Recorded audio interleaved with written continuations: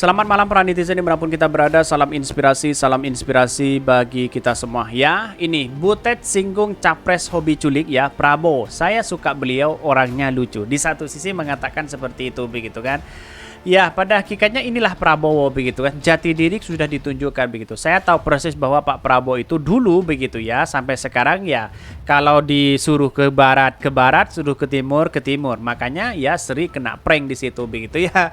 Tetapi melihat realitasnya ya sah saja seorang pemimpin dikritik seperti itu kan. Ngapain kita harus membalas itu begitu kan. Tapi perlu diingat bahwa proses dalam demokrasi, rekam jejak sampai kapanpun itu pasti ada begitu ya.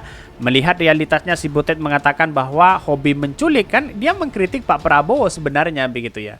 Apa sih ya urgensinya dia mengkritik calon presiden begitu kan? Bukankah di panggung itu adalah panggungnya Bulan Soekarno di situ begitu, temanya juga berbeda begitu kan? Kan tidak masuk akal di situ begitu.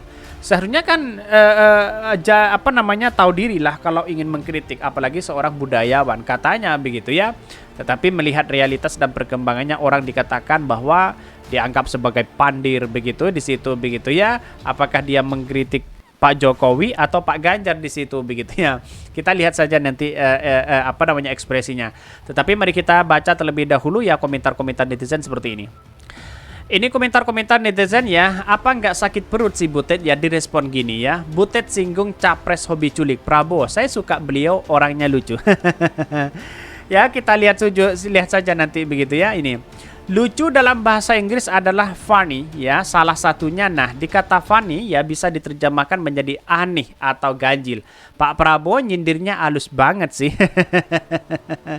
Ya ngapain mesti kita menanggapi hal seperti ini begitu ya. Tetapi saya rasa dari pendukung-pendukung Pak Prabowo ketika dia mengatakan hobi menculik dan sebagainya begitu kan, tidak terima begitu kan.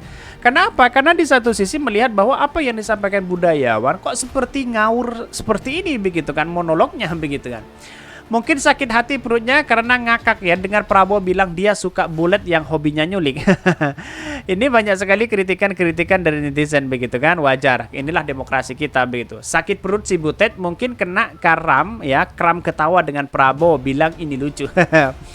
Dan Butet pun menikmati hari tuanya yang sakit hati dengan kebencian. Mudah-mudahan Prabowo atau Anies yang jadi presiden. Wow, dari pendukung-pendukung mereka begitu kan. Bisa saja nanti begitu mendukung Prabowo atau Anies Baswedan. Maka yang saya katakan, ketika Pak Prabowo kalah misalnya di putaran pertama, maka kebanyakan pendukung-pendukung Pak Prabowo itu kan kembali kepada Anies Baswedan begitu ya. Bahkan 100% pun begitu kan. Karena pada hakikatnya ya, kalau memang Anies kalah, ya pendukung-pendukung Anies akan kembali kepada Pak Prabowo di situ. Sebaliknya begitu kan. Ya kita lihat saja nanti pertarungan politik yang luar biasa ini begitu ya. Nah ini. Nah, Prabowo-nya punya pegangan sebagai pelawak ya. Penampilan Butet kemarin itu lebih bisa menikmati sebagai stand up komedian ya, pelawak tunggal, bukan pembacaan puisi oleh seorang budayawan. By the way ya, selera humor Prabowo tidak terlalu bagus ternyata. Ini apa nggak sakit hati ini? Ini kritikan luar biasa begitu kan. Ya, respon Pak Prabowo apa? Santai-santai aja di situ begitu. Ya pada hakikatnya kita tahu bahwa Prabowo kan seorang nasionalismenya luar biasa kan ya. Tetapi menangkap seperti ini kan dianggap receh bagi mereka begitu.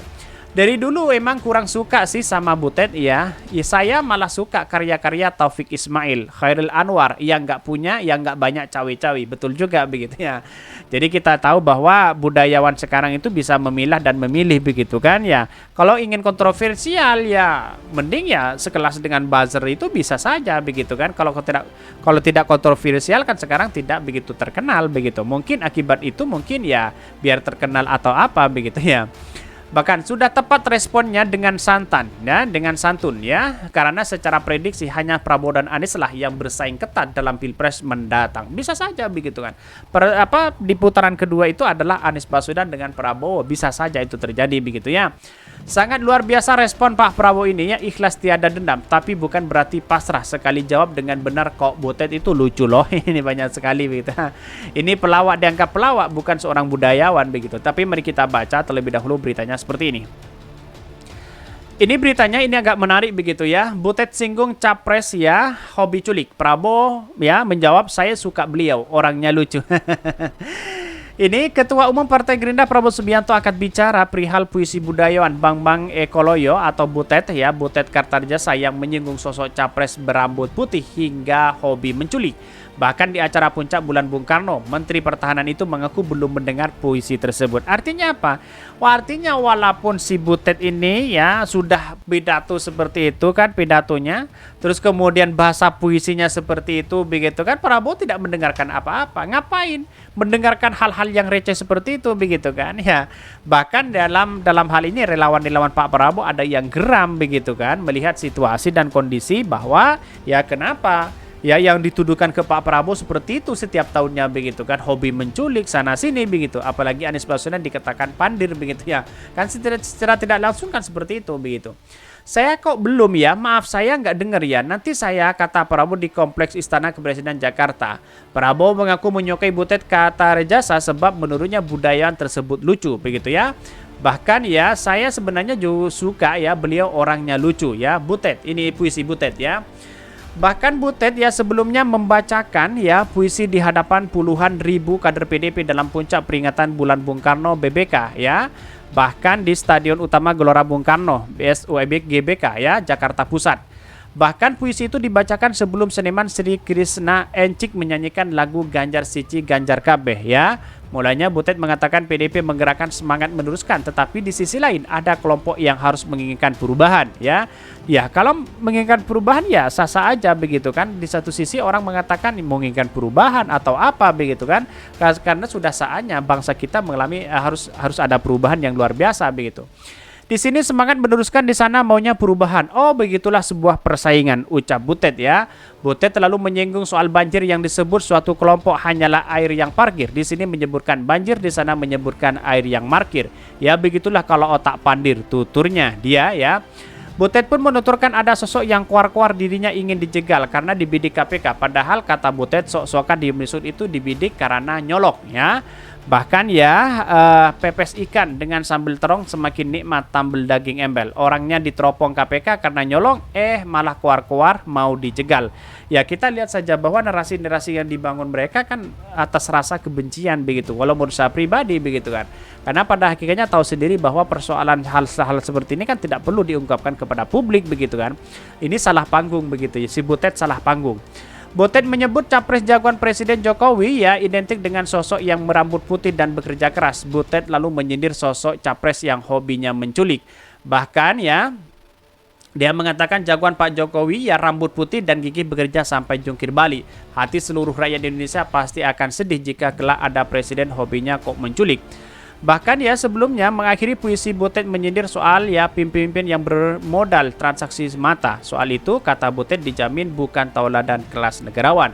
Cucu komodo mengkreret ya jadi kadal tak lezat digulai biarpun pakal santan. Kalaupun pemimpin modalnya cuma transaksional dijamin bukan tauladan kelas negarawan ya. Dia mendukung mengkritik siapa mereka sebenarnya begitu kan. Tetapi perlu diingat bahwa persoalan-persoalan politik seperti ini kan salah panggung kalau menurut saya pribadi kan. Si Butet itu membacakan hal seperti itu. Mengapa? Ya, karena ini adalah acara bulan Bung Karno. Bagaimana memperingati sejarah-sejarah itu ya. Bahkan keadilan sosial bagi seluruh rakyat Indonesia di situ begitu kan. Malah bukan membangun polarisasi atas kebencian kepada siapapun. Kritikan-kritikan mereka menurut saya pribadi salah panggung begitu. PDP saja begitu mengakui apa yang disampaikan oleh si Butet ini, monolognya itu adalah menurut saya pribadi tidak pas, kurang etik lah kira-kira seperti itu. Mungkin itu yang kami sampaikan. Tonton terus channel Hodari Podcast Rakyat ini kan ada berita-berita menarik dan viral setiap harinya. Salam para netizen, salam inspirasi bagi kita semua. Jangan lupa di subscribe channel YouTube Hodari Podcast Rakyat ini.